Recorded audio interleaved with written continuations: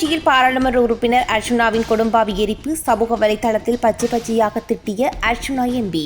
அடே நாயலே, உங்களோட ஏரியாவில் இருக்கிற கமக்கார அமைப்பு ஒவ்வொரு விவசாயிட்டையும் காசை அதுல போட்டுருக்கா 25,000 ரூபா 35,000 ரூபா கண்ணீர் அஞ்சலி செலவண்டு.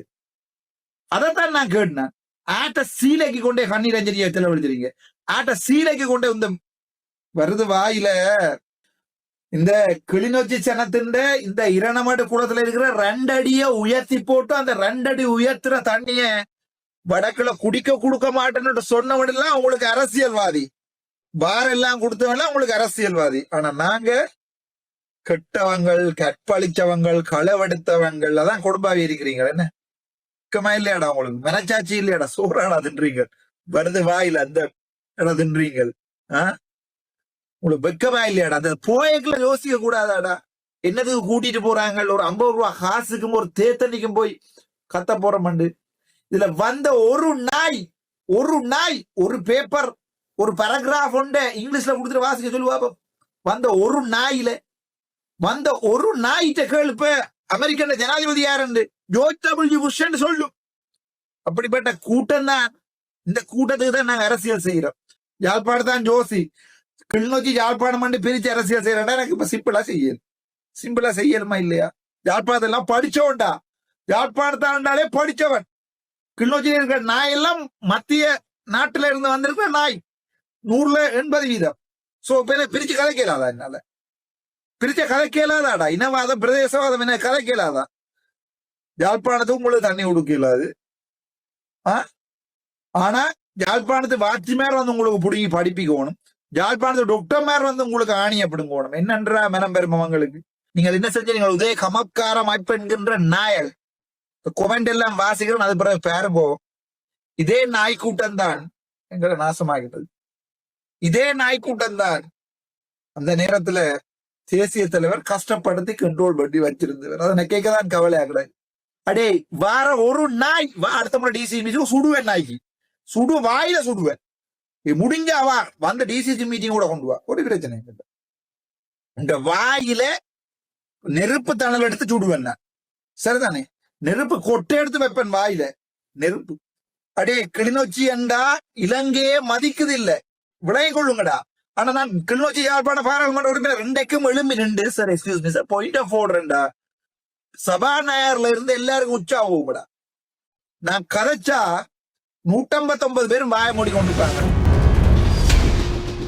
நாட்டில் மேலும் எரிபொருட்களின் விலைகள் உயரும் வாய்ப்பு. பாராளுமன்றில் இன்று அன்றகுமார திசாநாயக்க தெரிவிப்பு. சமீபத்திய வாரங்களில் உலகளாவிய எரிபொருள் விலைகள் கடுமையாக உயர்ந்துள்ளதால் நாட்டின் எரிசக்தி துறை மீது குறிப்பிடத்தக்க அழுத்தம் ஏற்பட்டுள்ளது. எண்ணெய் விலை $1 உயர்ந்ததால் நமது உள்ளூர் எரிபொருள் விலை $2 அதிகரிக்கும். தற்போது விலை $90 இருந்து $139, அதாவது $49 உயர்ந்துள்ளது. டீசலின் விலை $84 உயர்ந்துள்ளது.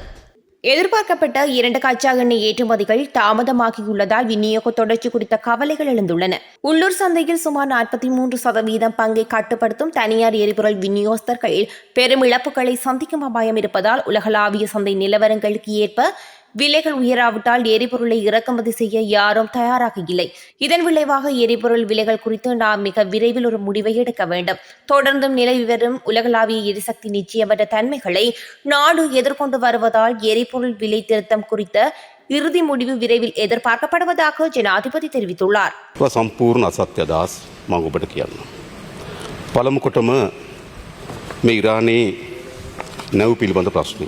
විශේෂයෙන්ම අපිට 2026 දෙවනි මාසේ 26 වෙනිදා අපෙන් ඉල්ලීමක් කරා මාර්තු 9 සහ 13 කියන දිනවලදී ලංකාවට ගුඩ්විල් විසිට් එකක් එන්න ඕන කියලා. සහභාගීතාව වර්ධනය කිරීමේ සංචාරයකට මේ නාවික යාත්‍රා තුන එන්න අවශ්‍යයි කියලා අපෙන් ඉල්ලීමක් කරා.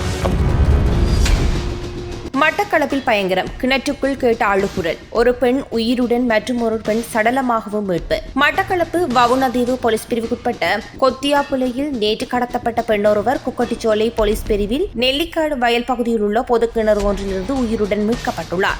அதே கிணற்றிலிருந்து மற்றும் ஒரு பெண்ணின் சடலமும் மீட்கப்பட்டுள்ளமை அந்த பகுதியில் பெரும் பரபரப்பை ஏற்படுத்தியுள்ளது.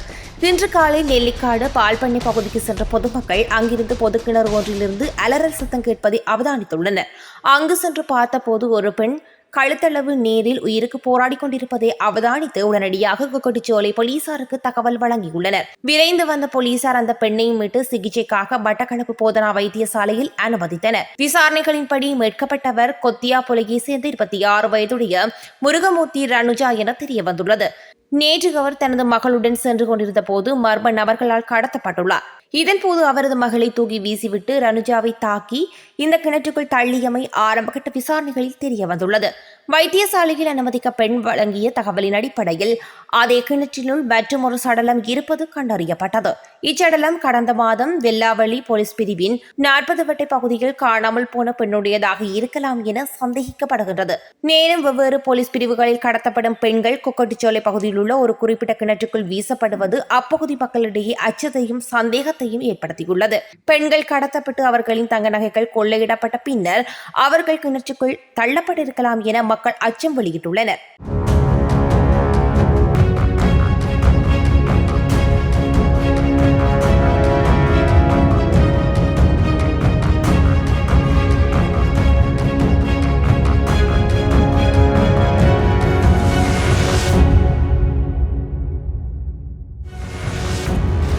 මම මේ මොහොතේදී කියන්න කැමති ඒ හා සමාන ලෙසම එදිනෙම හවස එක්සත් ජනපදයෙන් අපින් ඉල්ලා සිට ජිබුටි රාජ්‍ය ආසන්නව තිබෙන නාවික හමුදාවට අයත් ප්‍රහාරක ගුවන් යානා දෙකක් ශ්‍රී ලංකාවේ මත්තල ගුවන් තොටුපළට පැමිණෙන අවසර දෙන්න කියලා. දැන් අපි ගාව තියෙනවා අපි මේ සුළු තියෙන කඩදාසි දෙකක්.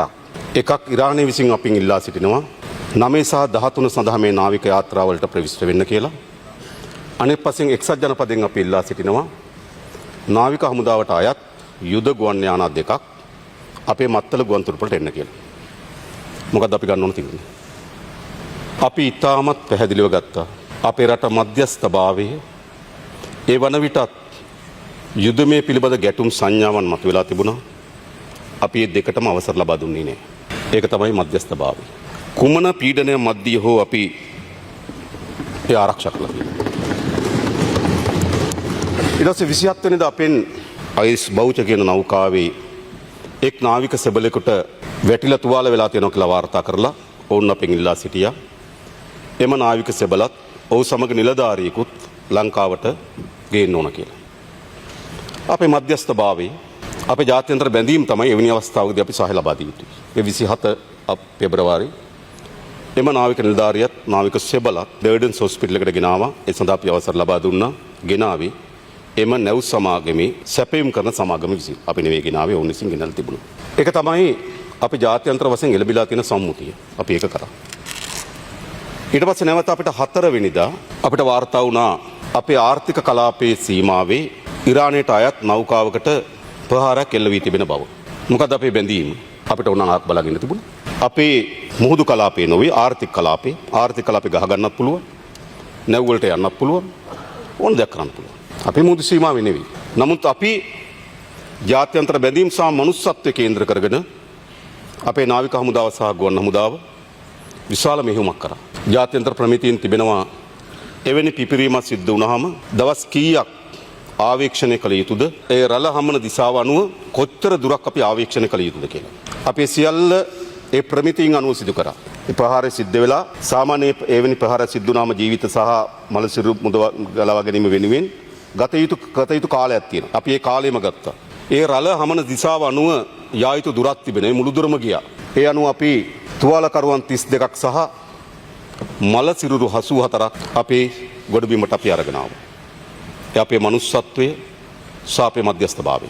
අනතුරුව 4 වෙනිදා උදේ මතක තබාගෙන මේ ප්‍රහාරයෙන් පසුව අපෙන් ඉල්ලීමක් කරා ඔවුන්ගේ අනිත් නෞකාව එන්ජින් එකේ කඩාවැටීමක් සිද්ධ වෙලා තිබෙනවා. එනිසා අපේ කොළඹ වරායට ළඟා වෙන්න ඉඩ දෙන්න කියලා. මා දැක්ක මෙතන බොහෝ අය කිව්වා මේ පැය 11කට කලින් ගියා නම් කොහෙද පැය 11? පළවෙනි ඉල්ලීම ආවේ 26 වෙනිදා මාර්තු 9 එන්න. පෙබරවාරි 26 වෙනිදා ඉල්ලුම ආවේ මාර්තු 9 වෙනිදා එන්න.